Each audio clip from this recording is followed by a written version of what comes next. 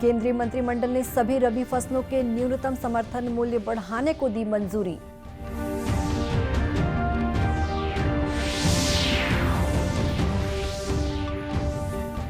केंद्रीय नागर विमानन मंत्री ज्योतिरादित्य सिंधिया ने कहा, नागर विमानन क्षेत्र को लोकतांत्रिक होना चाहिए जिससे ये आम लोगों के लिए सुलभ हो।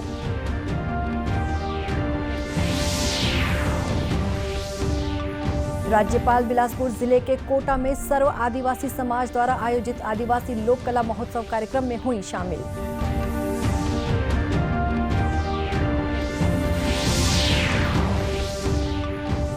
और मुख्यमंत्री ने कहा, राज्य सरकार आदिवासियों को 32% आरक्षण का लाभ दिलाने प्रतिबद्ध।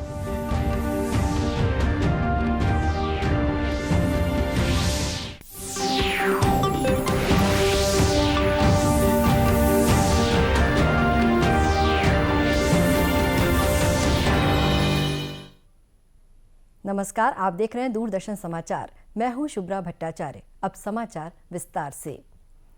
केंद्रीय मंत्रिमंडल ने वर्ष 2023-24 आगामी विपणन मौसम के लिए सभी रबी फसलों का सरकारी खरीद मूल्य यानी न्यूनतम समर्थन मूल्य बढ़ाने की मंजूरी दी है। मसूर का न्यूनतम समर्थन मूल्य 500 रुपए प्रति क्विंटल बढ़ाया गया है, जो अब तक की सबसे अधिक बढ़ोतरी है। वहीं गेहूं के सरकारी खरीद मूल्य में 110 रुपए प्रति क्विंटल और जौ के न्यूनतम समर्थन मूल्य में 100 रुपए की बढ़ोतरी की गई है। मंत्रिमंडल की बैठक के बाद पत्रकारों से बातचीत में सूचना और प्रसारण मंत्री अनुराग सिंह ठाकुर ने कहा कि रेपसीड और सरसों के न्यूनतम समर्थन मूल्य में 400 रुपए प्रति क्विंटल, चने के न्यूनतम समर्थन मूल्य में 105 रुपए प्रति क्विंटल और कुसुम के न्यूनतम समर्थन मूल्य में 209 रुपए प्रति क्विंटल की वृद्धि की गई है। बढ़ाकर इसको 2125 रुपए किया गया है। जौ को 100 रुपया बढ़ोतरी की गई, जो 1635 से बढ़ के 1735 किया गया है। चना में 105 रुपए की वृद्धि हुई, जो 5230 से बढ़कर 5335 रुपए अब किया गया है। मसूर में 500 रुपए की वृद्धि की गई है, जो 5500 से बढ़ाकर 6000 रुपया किया गया है। रेपसीड जो सरसों 400 रुपए की वृद्धि की गई है, 5050 से बढ़ाकर 5450 रुपया कर दिया गया। और कुसुम में 209 रुपए की वृद्धि की गई है, जो 5441 से बढ़ाकर 5650 रुपया किया गया है। अगर आप तुलना करके देखेंगे तो आपको इस चार्ट में सीधे तौर पर नजर आएगा कि 2014 में हम गेहूं पे कहां खड़े थे। 1450 था, जो 47% की वृद्धि करके 2125 रुपया होता है। इसी तरह से जौ का 2014-15 में 1150 था, जो 51% की वृद्धि करके आज 1735 है।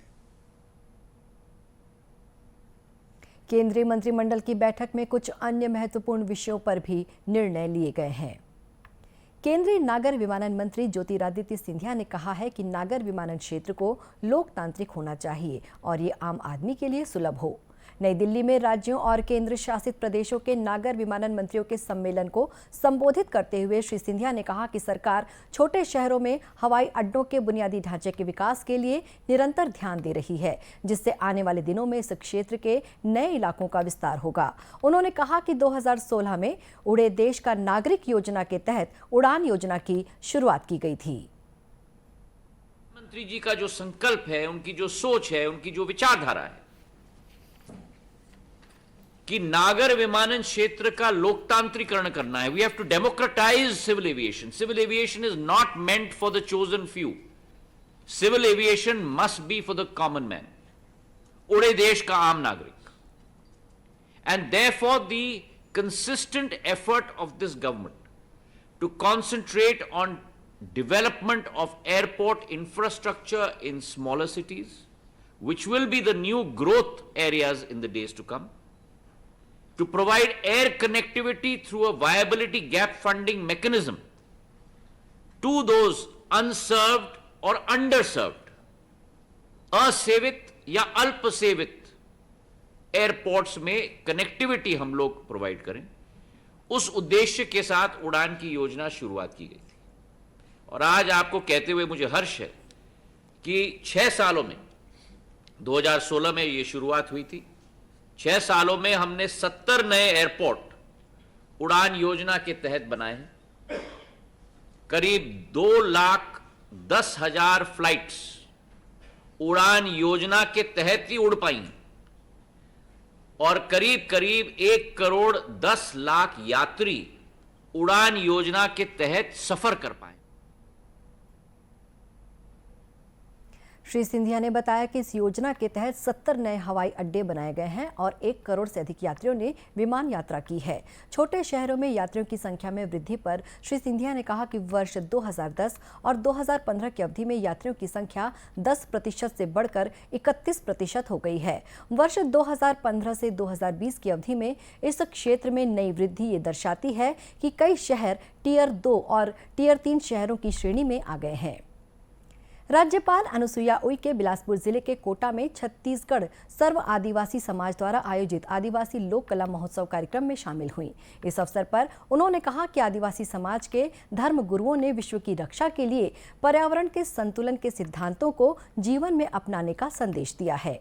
आदिवासी समाज गुरुओं के इन संदेशों का प्रचार आधुनिक समाज को नई दिशा दे सकता है। अपने अधिकारों के प्रति सजग रहकर और समाज एकजुट रहकर ही तरक्की की राह पर आगे बढ़ सकता है। समाज के लोग सजग रहकर ही शासन प्रशासन तक अपनी बात प्रभावी तरीके से पहुंचा सकते हैं और शासकीय योजनाओं का लाभ भी उठा सकते हैं।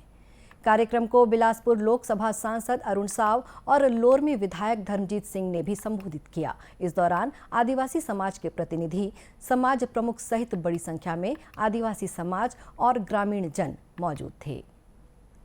नीति आयोग की ओर से आकांक्षी जिलों को लेकर रिपोर्ट जारी की जाती है। इसी कड़ी में अगस्त 2022 के लिए जारी की गई champion of change delta ranking में छत्तीसगढ़ के नारायणपुर जिले का परफॉर्मेंस बेहतर रहा है। देश के 112 आकांक्षी जिलों में से ओवरऑल परफॉर्मेंस श्रेणी में नारायणपुर 5वें स्थान पर, वहीं स्वास्थ्य और पोषण श्रेणी में दूसरे स्थान तथा शिक्षा श्रेणी में चौथे स्थान पर है।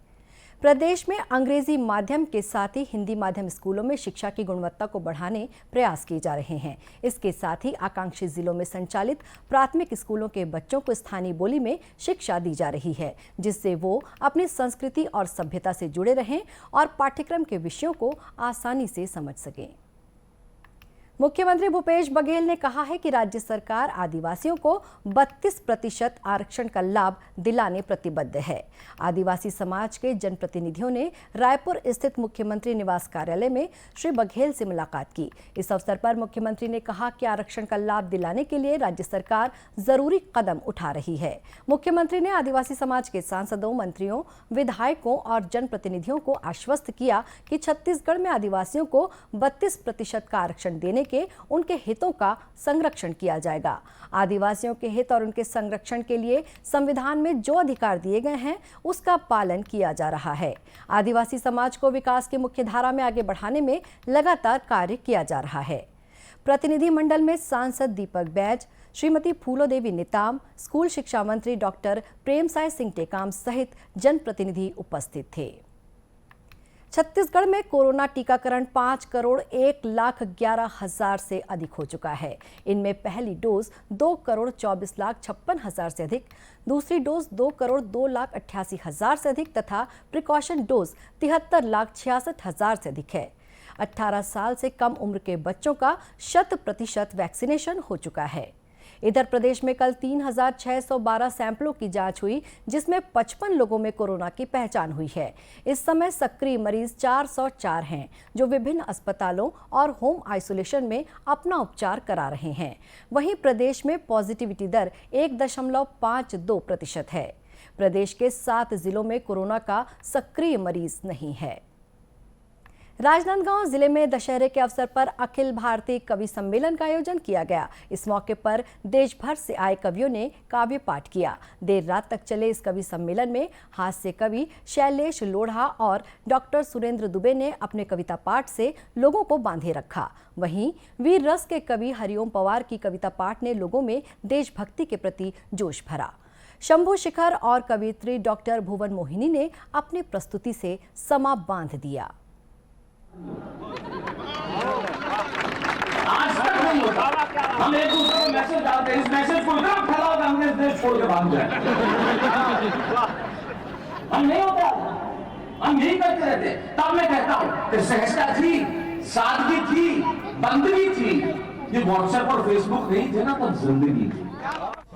कि आजादी के बाद हुआ है पहली बार अजूबा, आजादी के बाद हुआ है पहली बार अजूबा, योगी से महबूब पिटे और मोदी से महबूबा हो गई हो।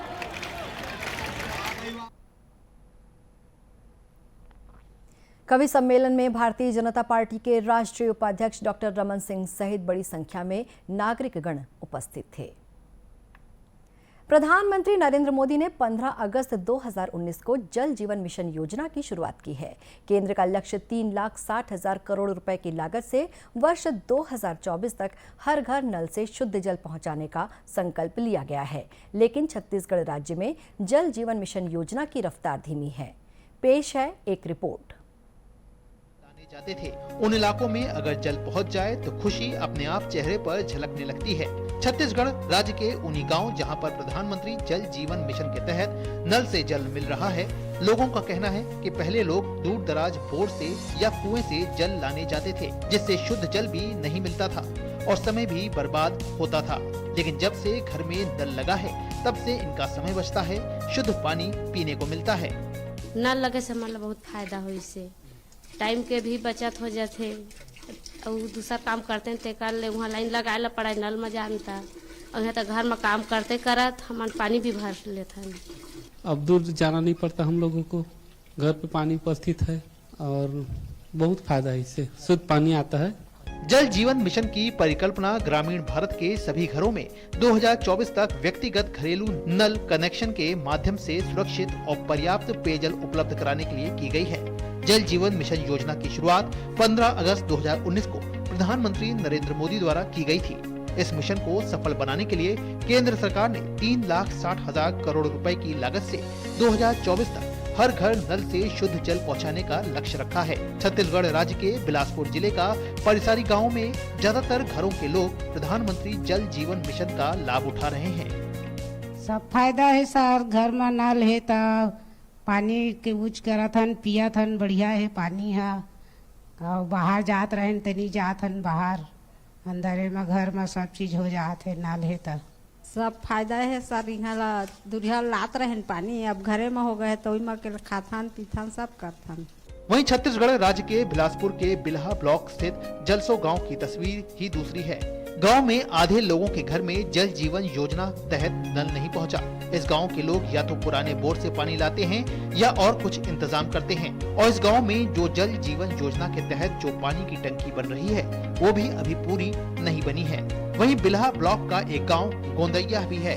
यहाँ महिलाएं अपने सिर पर पानी का बर्तन रखकर पानी लाती हैं। गोंदैया गांव के लोगों का कहना है कि योजना के तहत नल जब लग जाएगा तो हमारा समय बचेगा और हमें शुद्ध जल मिलेगा। सर अभी तक तो नहीं पहुंचा है, लेकिन अभी चालू हुआ है सर। इसी से समस्या का दूर होगा।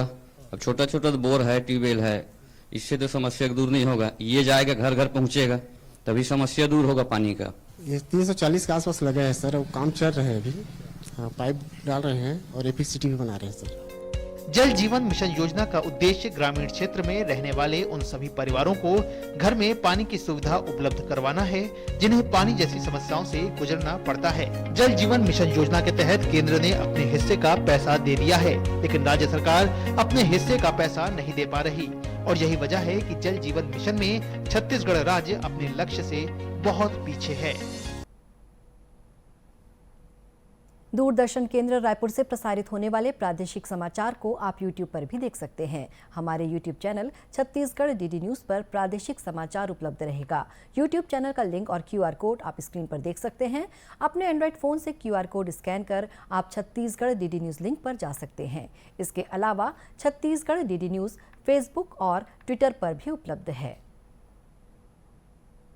इसी के साथ ये समाचार बुलेटिन समाप्त हुआ। नमस्कार।